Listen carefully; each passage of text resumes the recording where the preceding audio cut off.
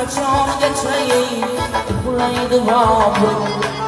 Axir qachongacha uxlaydi Bobur? Nega yig'lamaysan ona Turkiston?